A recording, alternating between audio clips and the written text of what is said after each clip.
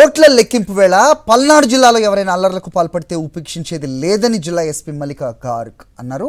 సార్వత్రిక ఎన్నికల రోజు ఆ తర్వాత జరిగిన గొడవల కారణంగా పల్నాడు జిల్లా గురించి దేశంలోనే చెడుగా ప్రచారం జరుగుతుందని మల్లికా గార్గ్ తెలిపారు.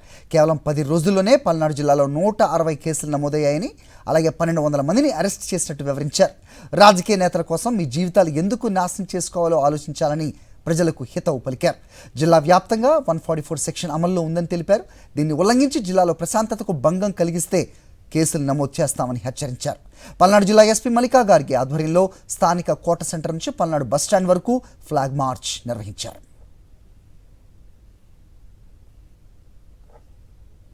యాక్చువల్లీ ఇమేజ్ కొంచెం ఖరాబ్ ఉంది. బికాజ్ మీ అందరికీ తెలుసు, recently election polling day and polling తర్వాత పల్నాడు డిస్ట్రిక్ట్లో పర్టికులర్లీ నర్సరావుపేట్, మాచర్ల ఇట్లాంటి ప్లేసెస్లో చాలా పెద్ద పెద్ద ఇన్సిడెంట్స్ జరిగినాయి. చాలా law and order break down అయింది. అప్పుడు జనరల్ ఎలక్షన్స్ 2024ది ఆల్ ఇండియా కౌంటింగ్ జరుగుతుంది. ఆ కౌంటింగ్ పీస్ఫుల్గా జరగాలి. కౌంటింగ్లో ఏ ఇబ్బంది లేకుండా, దాని తర్వాత కౌంటింగ్ తర్వాత అండ్ కౌంటింగ్ డ్యూరింగ్ ఆల్సో మన డిస్ట్రిక్ట్లో ఎక్కడైనా ఏమీ లా అండ్ ఆర్డర్ జరగకుండా చూడటం, అది నా ఫస్ట్ గోల్ ఉంది. మెసేజ్ ఏముంది అందరికీ, పబ్లిక్ కోసం, దట్ ఏం లా అండ్ ఆర్డర్ ఇష్యూస్ ఇంత క్రైమ్స్లో పార్టిసిపేట్ చేయకండి.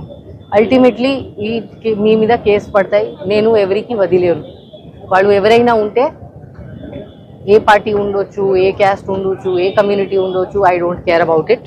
ఇఫ్ ఎనీబడి ఒక నేరం చేస్తే నేను ఖచ్చితంగా వాళ్ళ మీద కేసు కడతాను, వాళ్ళకి జైలు పంపిస్తాను, వాళ్ళ మీద గట్టిగా యాక్షన్ తీసుకుంటాను. అండ్ అప్పుడు క్రిమినల్ రికార్డ్ ఒకసారి డెవలప్ అయితే చాలా ఇబ్బంది ఉంటుంది.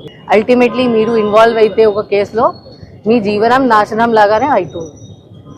ఒకసారి ఇట్లాంటి కేసెస్, పొలిటికల్ రైటింగ్ కేసెస్లో మనం ఈవెన్ సింగిల్ కేసులో కూడా రౌడీ షీట్ ఓపెన్ చేయొచ్చు. సో రౌడీ షీట్ ఓపెన్ చేస్తే మీరు ఒక రౌడీ అవుతారు. అది మీ కోసం, మీ ఫ్యామిలీ కోసం చాలా ఇబ్బందికరమైన ఉంటుంది. Please behave properly. ఇది విక్టరీ ప్రొసెషన్, డాన్స్, ఆ రోజు తాగి కూడా చేయడం అట్లా ఏం అలౌడ్ లేదు. అన్నెసెసరీ మీ మీద కేసెస్ ఉంటాయి, పెద్ద పెద్ద కేసెస్ అవుతాయి.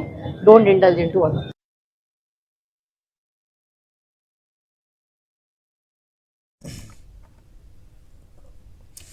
రైట్, పల్నాడులో ఎస్పీ వార్నింగ్ చూస్తున్నాం మనం. ఓట్ల లెక్కింపు వేళ ఎవరైనా అల్లర్లకు పాల్పడితే ఉపేక్షించేది లేదంటూ జిల్లా ఎస్పీ మల్లికా గార్గ్ అన్నారు. సార్వత్రిక ఎన్నికల రోజు ఆ తర్వాత జరిగిన గొడవల కారణంగా పల్నాడు జిల్లా గురించి దేశంలోనే చెడుగా ప్రచారం జరుగుతోందని మల్లికా గార్గ్ తెలిపారు. కేవలం 10 రోజుల్లోనే పల్నాడు జిల్లాలో 160 కేసులు నమోదయ్యాయని, అలాగే 1200 మందిని అరెస్ట్ చేసినట్టు వివరించారు. రాజకీయ నేతల కోసం మీ జీవితాలు ఎందుకు నాశనం చేసుకుంటున్నారో ఆలోచించాలని ప్రజలకు హితవు పలికారు. జిల్లా వ్యాప్తంగా కూడా 144 సెక్షన్ అమల్లో ఉందని తెలిపారు. దీన్ని ఉల్లంఘించి జిల్లాలో ప్రశాంతతకు భంగం కలిగిస్తే కేసులు నమోదు చేస్తామని హెచ్చరించారు.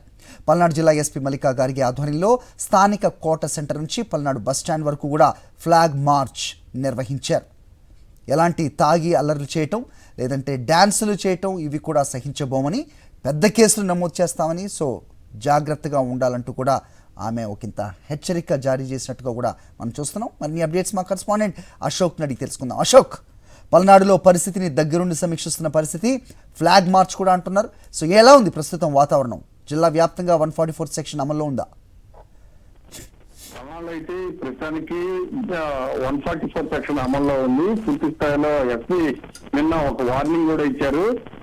గతంలో ఎన్నికల సందర్భంలో గొడవలు జరిగాయి. ఇది పల్నాడు జిల్లాకి చెడ్డ పేరు తెచ్చింది.